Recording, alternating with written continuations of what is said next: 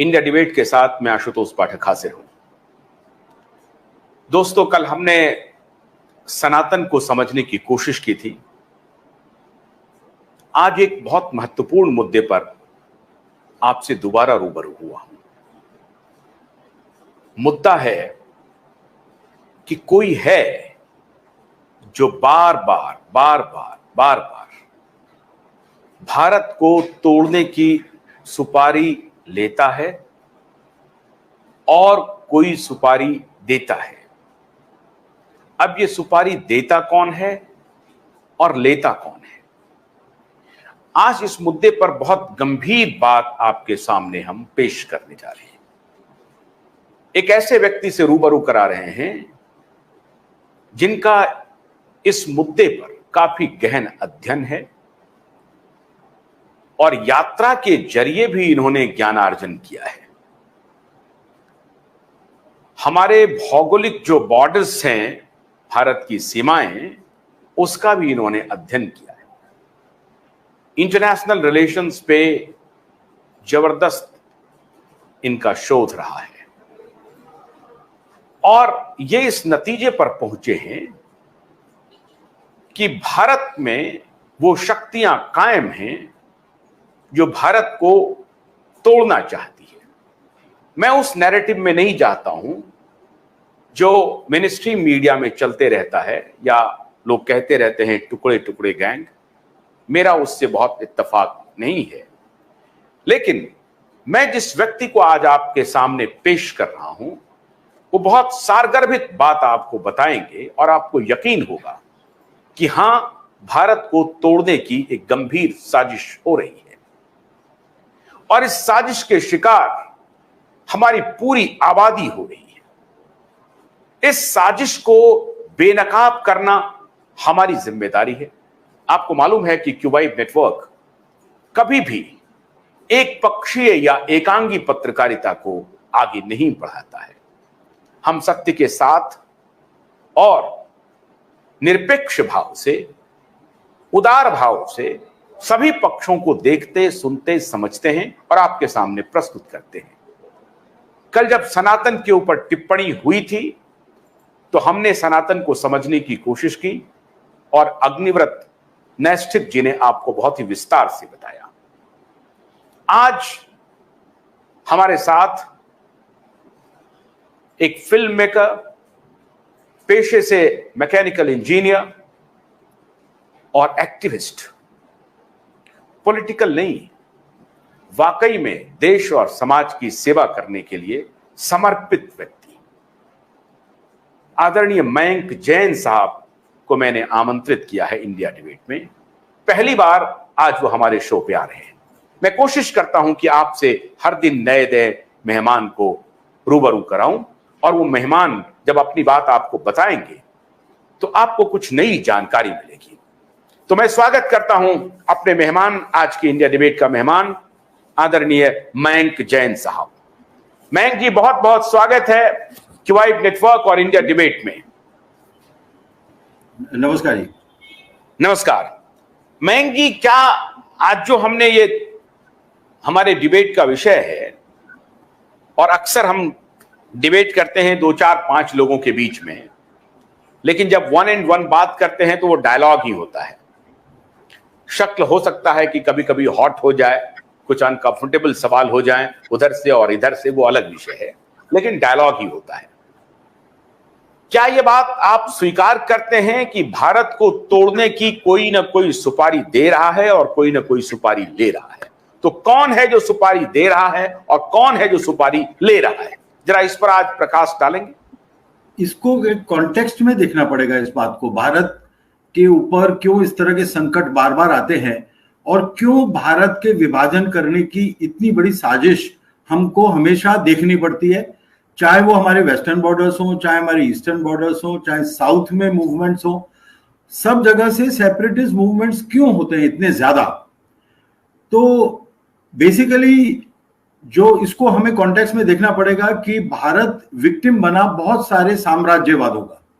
बहुत सारी जो साम्राज्यवादी शक्तियां थी, इंपीरियलिस्ट फोर्सेस थी, वो इंपीरियलिस्ट फोर्सेस भारत के अंदर आई थी और भारत एकमात्र देश है भारत जो combined imperialism, Islamic imperialism, Christian imperialism और ब्रिटिश इंपीरियलिज्म या यूरोपियन इंपीरियलिज्म और कम्युनिस्ट इंपीरियलिज्म, इन तीनों का विक्टिम रहा है, लेकिन वो सरवाइव किया as a non communist state, as a non Islamic state, as a non Christian state. ये भारत की, हाँ हमारे दोनों हाथ काट दिए गए, हमारा नुकसान हुआ, लेकिन तब भी हम सरवाइव कर गए। लेकिन क्योंकि हमारे अंदर वो युधिष्ठिर का थोड़ा सा एक वो रहता है, क्योंकि युधिष्ठिर जो थे वो, मतलब हम तो गांधी जी को जानते हैं, लेकिन गांधी से बहुत पहले युधिष्ठिर हुए थे। मैं मानता हूं कि गांधी एलिमेंट युधिष्ठिर के ऊपर भी सवार था, तो इस वजह से हमारे अंदर भी वो चीज आई है। तो हम जो इंपीरियलिज्म से टैकल तो कर पाए, क्योंकि यहां भीम बहुत सारे थे और हम लड़ पाए और हम जीत भी पाए, लेकिन जो युधिष्ठिर फैक्टर है वो हमको पीछे ले जाता है। और ये जो रेजिड्यूज ऑफ इस्लामिक इंपीरियलिज्म है, जो रेजिड्यूज ऑफ ब्रिटिश इंपीरियलिज्म है और जो रेजिड्यूज ऑफ कम्युनिज्म है, वो यहां पर स्वतंत्र रूप से घूम रहे हैं और उनके अंदर भारत के प्रति गहन विद्वेष है। हिंदू और भारत का मतलब होता है हिंदुस्तान, हिंदुस्तान का मतलब होता है हिंदू धर्म, हिंदू धर्म का मतलब होता है सनातन धर्म। तो इनका पूरा एंटी हिंदू, एंटी सनातन धर्म इनकी आइडियोलॉजी है, इनका पेशा है। ये प्रोफेशनल हिंदू बैशर्स हैं, ये प्रोफेशनल है। इसके पीछे आपको समय समय पर पता चलता है कि एनजीओज हैं, उन एनजीओज की फंडिंग कौन करता है? उन एनजीओज की फंडिंग चाइनीज कम्युनिस्ट पार्टी करती है, या फिर यूरोप में जो वोक एलिमेंट्स हैं वो इसको फंड करते हैं। आप विश्वास नहीं करेंगे कि जो कम्युनिस्ट एलिमेंट्स हैं यूरोप के, वो सबसे ज्यादा फंडिंग करते हैं कम्युनिज्म को फैलाने के लिए। यूरोप से वो पैसा आता है। तो हमारा मीडिया का एक बहुत बड़ा पार्ट, हमारे बुद्धिजीवियों का एक बहुत बड़ा पार्ट, हमारे एनजीओज, वो फंड से फ्लश्ड है, they are flushed with funds.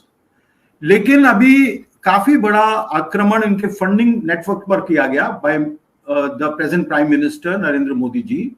उन्होंने जो इनका जो एपरेटस है उसको काफी हद तक चोट पहुंचाई है। जो ईडी की रेड्स होती हैं, जो इन्होंने नए लॉज बनाए, स्ट्रिक्ट लॉज बनाए, जो फॉरेन ट्रांसफर होते हैं फंड्स के, उनको लेकर काफी स्ट्रिक्टनेस आई, तो एनजीओज के नाक में दम हो गया। तो इसलिए ये और भी ज्यादा एक्टिव हो गए हैं। तो ये नहीं चाहते कि जब 2024 में चुनाव हो तो कोई भी राष्ट्रवादी शक्ति पावर में आए, ये बिल्कुल नहीं चाहते। तो ये जो सब हो रहा है, ये देश को तोड़ने की साजिश तो है ही, लेकिन उसके साथ साथ जो 2024 का इलेक्शन है उसके पहले पूरे देश में क्योस मचाने का। देखिए, ये कलर रेवोल्यूशन की टेक्नोलॉजी जो CIA ने और फोर्ड फाउंडेशन ने और ये जो सारी जो ऑर्गेनाइजेशंस हैं वोक एलिमेंट्स की वेस्ट में, उन्होंने जो ये कलर रेवोल्यूशन की साजिश बनाई है, उसमें अराजकता फैलाने की टेक्नोलॉजी इनके पास है। इनको आता है केओस कैसे फैलाना चाहिए, कैसे लोगों के अंदर डिससैटिस्फैक्शन बढ़ाना चाहिए।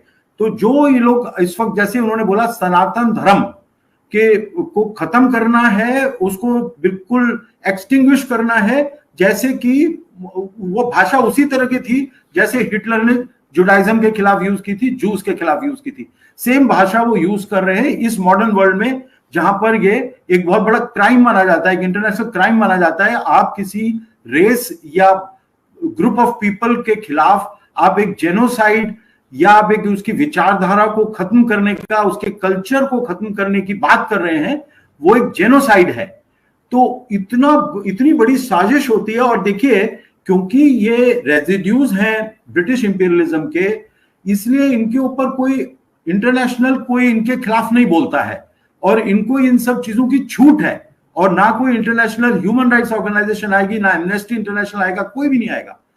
तो भारत को तोड़ने की साजिश का मैंने आपको आइडियोलॉजिकल जो बैकग्राउंड है वो बताया है कि ये बहुत पुरानी चीज है, ये कोई एकदम से उत्पत्ति नहीं हुई है। ये जो भारत में राज कर रही थी एंटी नेशनल फोर्सेस, जो आज के टाइम पे हम उनको कहते हैं, वो उन्हीं के रेजिड्यूज हैं जो पहले हमारे यहाँ राज कर रहे थे।